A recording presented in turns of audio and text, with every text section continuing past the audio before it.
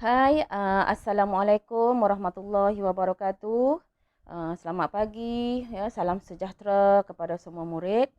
Bertemu lagi kita pada hari ini untuk kelas PDPR. Ya, diharap ya semua pelajar dalam keadaan sihat sejahtera, ya, sihat walafiat, ya, bagi meneruskan hari-hari kita untuk menuntut ilmu.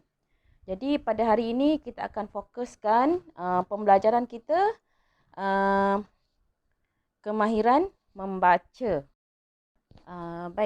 Standard kandungan dan standard pembelajaran untuk kemahiran membaca kita pada hari ini ialah 2.2, membaca untuk memahami makna perkataan, rangkai kata, istilah serta ungkapan, ya, dan ayat dalam pelbagai bahan. 2.2.3, membaca dan memahami serta membuat ulasan keseluruhan maksud sesuatu bahan grafik.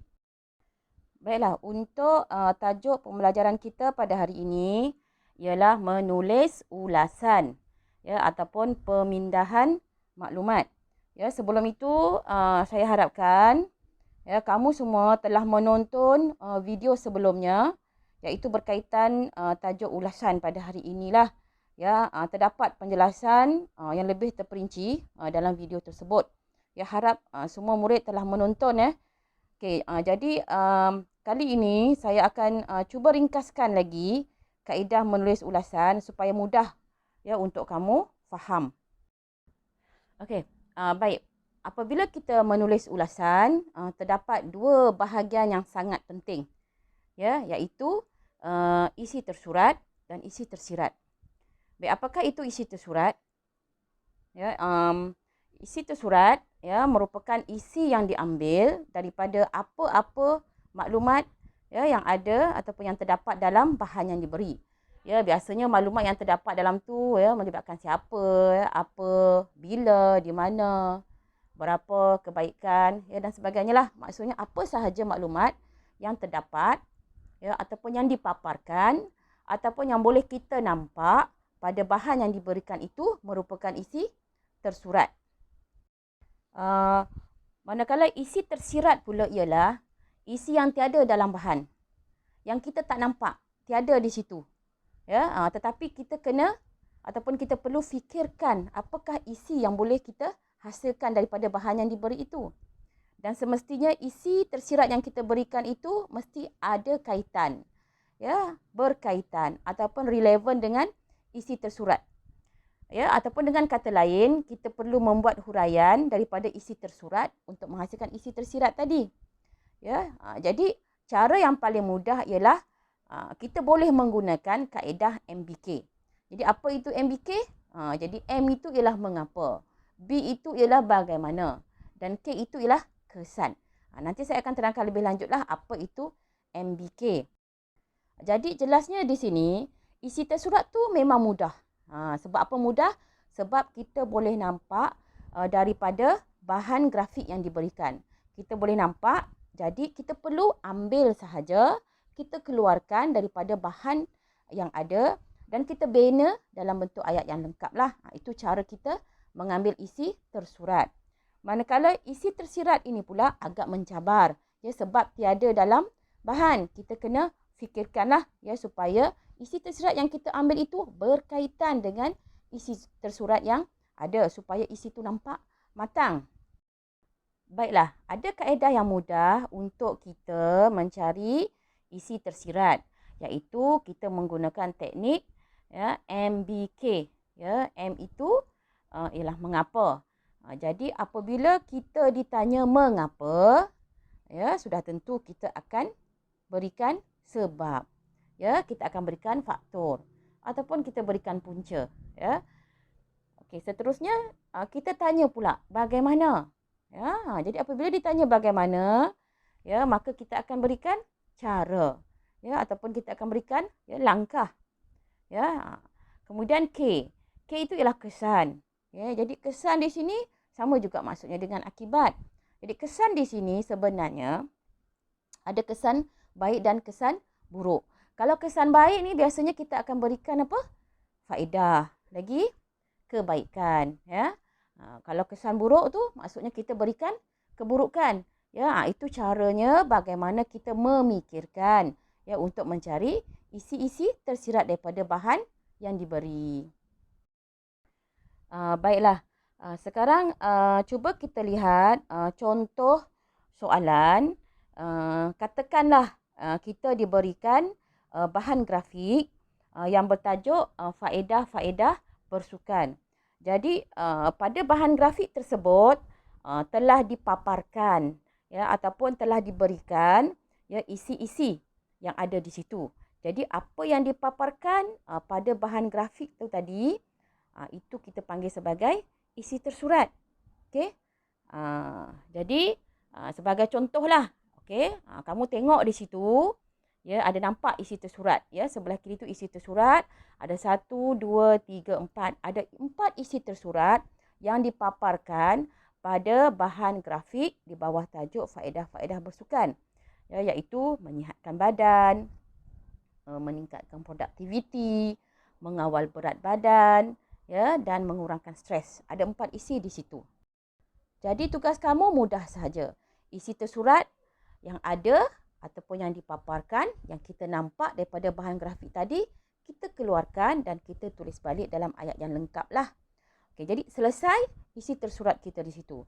Sekarang kita nak fikirkan pula bagaimana kita nak cari isi tersirat. Okey, jadi kita boleh cari isi tersirat ini tadi dengan menggunakan kaedah MBK ni tadi.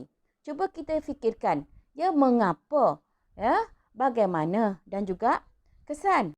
Baiklah, jika kamu lihat daripada slide yang cikgu paparkan, ya, nampak di situ ada anak panah yang bercabang-cabang. Maksudnya di situ ialah setiap isi tersurat yang diberikan itu, kita boleh cari pelbagai isi. Ya, iaitu kita boleh cari mengapa, kita boleh cari bagaimana, dan kita boleh cari kesan daripada isi tersurat yang diberi. Okey, sebagai contoh, cuba lihat isi tersurat yang pertama, ya, iaitu ya, faedah bersukan ialah dapat menyihatkan badan. Betul? Jadi sekarang kita cuba fikirkan, kita cuba tanya, mengapa ya bersukan dapat menyihatkan badan? Bila kita tanya mengapa, maka kita akan berikan sebab. Okey, kamu tengok anak panah sebelah kanan tu, ya, iaitu isi tersirat, ya, sebab dapat mengeluarkan peluh dan toksik. Kemudian, daripada isi tersurat yang sama juga, yang pertama tadi, ya, faedah dapat menyihatkan badan, kita boleh juga cari ya isi tersirat dengan bertanyakan kesan. Ya, jadi kalau kamu nampak anak panah tu turun ke bawah pergi ke K, betul? Jadi kita tanyalah, ya, apakah kesannya jika bersukan itu dapat menyihatkan badan? Jadi yang kita boleh nampak apa di situ? Ada banyak cabang di situ. Yang kita boleh nampak ialah dapat, ya, ataupun akan terhindar daripada penyakit. Nampak kan? Nampak jelas di situ? Okey, seterusnya cuba kita lihat isi yang kedua. Ya, isi yang kedua daripada bahan yang diberikan itu ialah meningkatkan produktiviti. Jadi kita boleh tanya juga mengapa? Ya, mengapa bersukan itu dapat meningkatkan produktiviti? Maka kita akan berikan jawapan sebab, iaitu sebab dapat meningkatkan kecergasan badan. Baik, kita teruskan dengan melihat isi tersurat yang ketiga, iaitu mengawal berat badan. Okey, jadi mengawal berat badan ini, okey, kita cuba tanyakan kesan. Ya, jadi apakah kesannya? Ya, jika bersukan itu dapat mengawal berat badan. Jadi nampak anak panah tu ke bawah. Jadi kita katakan ya, dapat mencegah obesiti. Itu kesan daripada mengawal berat badan. Isi yang terakhir pula, mengurangkan stres. Okey, cuba kita fikirkan. Okey, mungkin kita nak fikirkan bagaimana, ya, bagaimana bersukan itu dapat mengurangkan stres. Jadi kita boleh berikan sebab, ya, mendapat keseronokan, ya, dan kegembiraan. Apabila kita bersukan, maka kita akan hilang stres ataupun tekanan. Ya. Dan kita juga daripada isi mengurangkan stres tu, kita boleh juga fikirkan kesan. Ya, jadi apakah kesannya jika bersukan itu dapat mengurangkan stres? Maka kita boleh berikan jawapan Kesannya di situ ialah dapat menenangkan perasaan. Baik, jadi nampak di sini telah lengkap. Okey, kamu mencari isi tersurat dan isi tersirat. Dan jika kita lihat di situ isi tersirat, kita boleh dapat lebih banyak daripada isi tersurat. Ya, kita boleh fikirkan banyak isi tersirat melalui teknik MBK. Ya, jadi kalau kita perhatikan di situ isi tersurat ada 4. Isi tersirat kita ada berapa? 1, 2, 3, 4, 5, 6. Ada 6 isi tersirat yang kita boleh cari. Sebenarnya kita boleh cari lebih lagi. Okay, jadi bila campur di situ dah ada 10. Okay, jadi selepas itu kamu boleh pilihlah mana-mana isi tersurat ya, dan isi tersirat untuk kita tulis dalam perenggan ulasan kita. Okay, baik, sekarang saya nak ya, semua ambil buku teks ya, dan buka muka surat 26. Ya, dah ambil semua? Okey, bagus. Baik, sekarang semua perhatikan gambar yang terdapat pada buku teks, iaitu muka surat 26 tadi. Ya, ada gambar berseri di situ. Jadi, bila kita, kamu boleh tengok soalan yang telah cikgu hasilkan di situ, iaitu lihat gambar di bawah ini dengan teliti, kemudian tulis ulasan yang panjangnya antara 80 hingga 100 patah perkataan. Baik, cuba kamu tengok di situ. Okey, apakah tajuk yang ada di situ? Di tengah-tengah tu telah dituliskan tajuk dia, iaitu amalan sihat sepanjang masa. Okey, cuba lihat gambar di sekelilingnya itu ada berapa gambar? Ya, betul. Ada 8 gambar. Dan setiap gambar itu merupakan isi tersurat sebenarnya. Ya. Baik, kita cuba kita lihat gambar. Kita mula dengan gambar yang di tengah-tengah di atas ikut pusingan jam ya. Ya, tidur mencukupi. Ya, tidur yang mencukupi.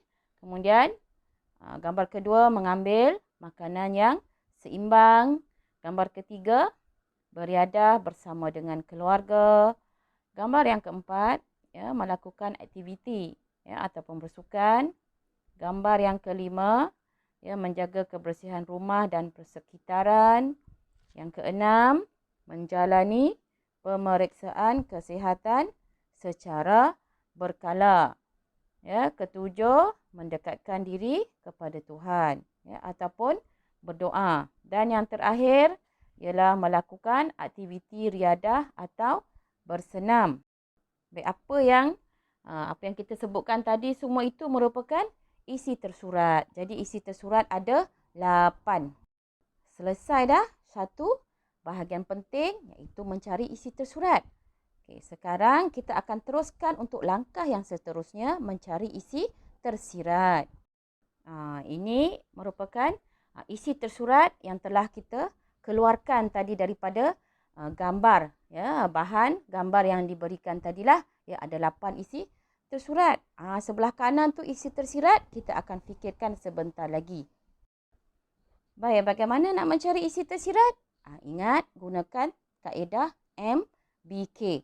Ya, jadi kita cuba fikirkan ya, daripada isi tersurat yang pertama, tidur yang mencukupi. Apakah isi tersirat yang boleh kita hasilkan? Ya, jadi kita cuba fikirkan. Cuba kita gunakan teknik MBK mula dengan teknik M. Mengapa?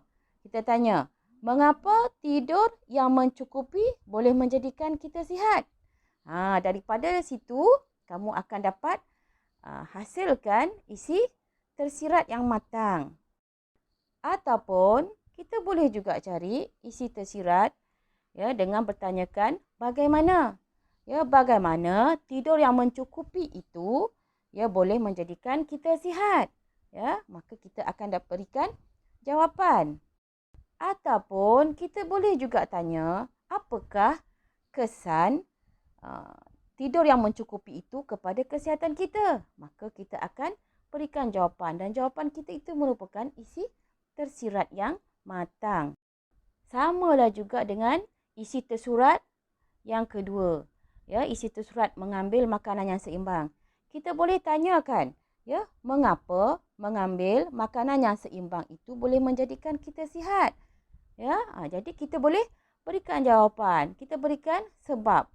Ya, kita juga boleh tanyakan bagaimana Ya, bagaimana cara pengambilan makanan yang seimbang supaya kita sihat. Ya, dan kita juga boleh bertanyakan kesan. Apakah kesannya jika kita mengambil makanan yang seimbang? Okey, jadi daripada pertanyaan-pertanyaan mengapa, bagaimana, kesan, kita akan dapat jawapan daripada pertanyaan-pertanyaan tadi yang kita kira sebagai isi tersirat yang matang. Baiklah, ini merupakan isi tersirat yang dapat kita hasilkan daripada isi tersurat yang diberikan tadilah. Ya, jadi ini contoh isi tersirat. Kamu boleh cari isi tersirat yang lainlah ya dengan menggunakan teknik MBK. Sebenarnya banyak lagi isi tersirat yang boleh kita hasilkan, yang boleh kita keluarkan, kita wujudkan daripada isi-isi tersurat yang ada. Baiklah, selesai sudah dua bahagian penting, iaitu mencari isi tersurat dan mencari isi tersirat. Jadi kita teruskan dengan langkah untuk menulis perenggan ulasan. Baiklah, dalam penulisan perenggan ulasan sebenarnya tidak ditetapkan jumlah perenggan secara khusus. Walau bagaimanapun, memandangkan jumlah perkataan yang terhad, iaitu antara 80 hingga 100, cukuplah sekadar ataupun memadai kita tulis dalam satu perenggan sahaja. Ya, jadi murid-murid perlu mematuhi arahan hanya menulis ulasan dalam jumlah perkataan yang diberikan, iaitu kamu tak boleh kurang daripada 80 patah perkataan dan juga tak boleh lebih daripada 100 perkataan. Jika tidak, dibimbangi akan menjejaskan markah. Baiklah, kamu lihat contoh rangka menulis ulasan yang saya berikan di situ, yang saya paparkan. Okay, bagaimana caranya untuk kita memulakan perenggan ulasan kita? Adakah kita perlu menulis pendahuluan? Ya, tak perlu. Ya, kita tak perlu tulis pendahuluan seperti karangan. Ya, sebab dibimbangi akan terlebih perkataan. Jadi saya ajarkan cara yang paling mudah ya untuk kamu menulis ulasan, iaitu dengan cara kita mulakan perkataan itu dengan melihat bahan yang diberikan. Okey, jika bahan daripada soalan yang dinyatakan gambar, maka kita mulakan dengan perkataan gambar. Ya, gambar menunjukkan. Ya, jika graf, maka kita kata graf menunjukkan. Ya, jadual menunjukkan, iklan menunjukkan. Ya, apa lagi? Kempen menunjukkan. Ya, catapai menunjukkan. Ya, jadi ada macam-macam bahanlah. Ya, jadi bergantung pada bahan yang diberikan, pada arahan soalan di situ dia akan nyatakan bahan apa di situ, maka kita mulakan dengan perkataan tersebut. Baik, contoh yang saya berikan di sini, ya, saya mulakan dengan perkataan gambar menunjukkan. Kemudian saya gabungkan dengan tajuk daripada bahan yang diberikan. Ya, gambar menunjukkan amalan sihat sepanjang masa yang dilakukan oleh masyarakat. Yang ini sudah dikira sebagai isi tersurat. Kemudian kita teruskan. Ayat kedua kita teruskan dengan menulis isi tersurat. Ya, di situ contoh yang saya berikan, kita perlulah mempunyai tidur yang mencukupi. Itu tersurat. Saya gabungkan terus dengan isi tersirat agar dapat menyeimbangkan hormon dalam badan. Ya, jadi saya gabung sekali tersurat dan tersirat.